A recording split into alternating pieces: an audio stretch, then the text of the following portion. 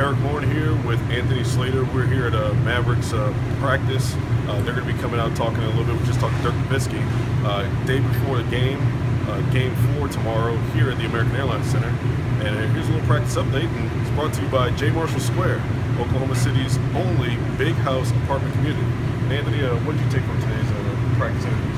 Well, number one, Kevin Durant commented on the Scott Brooks hiring. They actually practiced at SMU earlier today. Kevin Durant comments on the Scott Brooks hiring in Washington, D.C. He was asked, by our columnist Barry Tremble about the theory that, if he, because Brooks is there, suddenly maybe it makes it more appealing to Durant. He kind of said, I'm not into theories, I'm focused on the Mavericks. But beyond that, he complimented the hire. And then, they kind of recap Game 3 a little bit, look ahead to Game 4. Billy Donovan talks, we'll have him on video. Just kind of talked about how, Game 1, blowout. Game 2, they kind of had a letdown. Game 3, blowout. How do they kind of try to avoid a Game 4 letdown in Dallas, take control of the series 3-1 back to Oklahoma City to try to close it out. So, we'll have some clips. And then, I thought Dirk was good for about 3 or 4 minutes today. Yeah, Dirk had some good stuff to say. Tomorrow for Saturday's Oklahoma, I'm going to be writing about Serge Ibaka and kind of the way he's played against the Mavericks in 2011 to the way he's played now. He's having a great series. He's been one of the best shooters for the Thunder. His defense looks better. He looks fresh, resurgent. And Dirk has some good things to say about the way that Serge has played against them in this series and in the past. Dirk's played pretty well in this series, but Ibaka's basically neutralized him, where Ibaka's playing him well defensively. Dirk's still getting his points, but then Serge is really making him pay on the other end. 18 of 24 overall shooting, 7 of his 9 threes. Looks like a lot different guy than we saw during the regular season when there was talk about a potential decline. So yeah, looking forward to reading that. I believe Barry is writing about Scott Brooks going to Washington, some of the Thunder's thoughts on that. So look for that in tomorrow's Oklahoma. And here's Donovan, Durant, and Dirk. Said the other day he's loving every moment of playoff basketball. As a leader, what's it like for you to see some of your younger guys who are experiencing this atmosphere for the first time and come through? It's rewarding for us all because they put in the work, they care,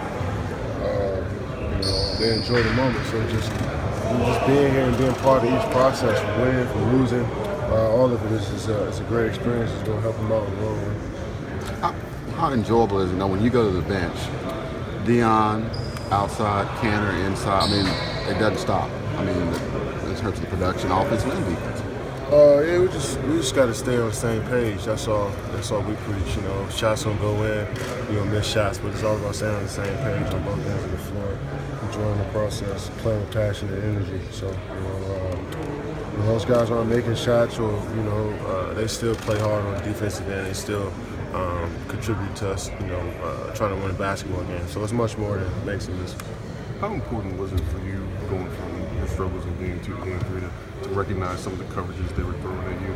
It seemed like you were quick to throw out and make that pass out the double team in the third game. You hit Dion early for a 3 on the double team. I just think the second game they wasn't really throwing that many double teams. They probably shadowing a little more, so it's hard to see. But they just went straight out double. I didn't even get a dribble off sometimes. I couldn't even gather myself, and they were coming for a double team. So we moved the ball afterwards. Guys got open shots from the backside. Kim and Scotty got a pretty good job yesterday. What did you think of the Wizards hiring Scotty? Happy for Scotty. Glad he's back in the NBA. Great coach, someone that I really got to know and appreciate. So I'm happy for him. The theory is they hired him so being more attractive to you, joining up with him. What's your response to that? I'm not really into theories. I'm focused on the Mavericks. When somebody asks you, Scotty Brooks, coach, what made him successful as a coach, what would you say? Just a player's coach, someone who's been there before. As a player himself, gets the most out of his players. It's about his will, his energy, and that was just so contagious. And he's going to do a great job in Washington. What's made Serge Ibaka so effective in this series for you all on offense and defense? Well, defensively, it's been the same Serge. Offensively, he's knocking down his shots. Taking full advantage of his opportunity. So we don't even do that. It's nothing different. Nobody's doing. We're still doing the same stuff, but the ball happens to go in the basket sometimes. Sometimes it doesn't. Have you seen Ennis getting more confident on that corner 3? It seems like he's been shooting it more late in the season. He hit one last night. Yeah, he's been knocking it down, and You know, we want him to be confident, but he knows what his bread and butter is down low in the post. But if he gets it out there, we definitely want to keep teams honest, and he's been knocking it down. So last night he knocked a huge one down for us, and we needed it. But he also scored on the block, got rebounds, got fouled as well. Are you worried at all about Randy's kind of extended struggles, offensive struggles? No. As long as we can get him defensively to play well and take good shots, that's the most important thing. You know, Randy's a veteran guy, and I think probably here this season, coming from Denver now here, I think anytime there's a role change, there can be an adjustment period. But I got a lot of confidence in Randy. I've said this before. Emotionally, he's a great stabilizer out there for us. Just got a confidence about him, and I think he's assured of himself. And I think he'll continue to get better, but I'm not necessarily worried about him. You guys what talked are you guys about showing you in terms of their ability to rise above and deal with some of the distraction type stuff like the chippy play and that kind of thing? What are you guys showing you on that? Listen, I mean, they're a very, very physical team. They're a veteran team. They're a savvy team. They're a smart team. There's gamesmanship that goes on inside the game. That we just got to really, for us, we got to stay above and concentrate on the things that we've got to do. Because again, we're playing against a very experienced, veteran-laden team, and they do a very, very good job on both ends of the floor. And the game it's going to be physical, and we've got to, continually, focus on the areas that we need to do a great job in. What's the message to the team? I mean, they won pretty handily last night, just like in game one. What's the thing? Well, we gave up 131 points and then in our own gym, so there was no theme. That's what happened. We were very good. We got to give them credit. They played an all-around good game.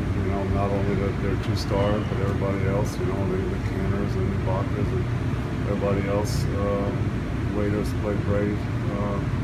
So how you combat it? You're in trouble when they have all firing all cylinders. It's going to be tough. I don't know, just make things hard. Make things hard like we did in game 2. Battle a little harder, get some rebounds, and go from there. Dirk, you got to. Good. I didn't do anything but just watch film. So I'll get a couple shots up today and we'll be ready to go tomorrow. Dirk, you've got a big. Durant's got a big decision to make contract-wise this summer. You've had to make that decision 2 or 3 times. What led to you deciding to stay each step of the way in Dallas? And looking back, what are the advantages of doing that? I was just Dallas was my home. I've been here so long, and I always wanted to finish my career here. To me, that was really, I didn't want to go anywhere else, and so I felt comfortable here. I felt comfortable with the owner and the city, and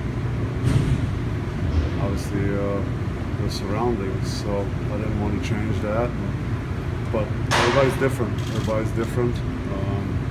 KD's obviously going to finish the season and then make his own decision with his family and his close ones. We'll see what that decision will be. But for me, it was always best to stay here. Mark Cuban built a culture of really making things enjoyable for his players. How much did that go into your decision along the way? Well, when I first got here, obviously we had a different owner, and when Mark took over, things changed.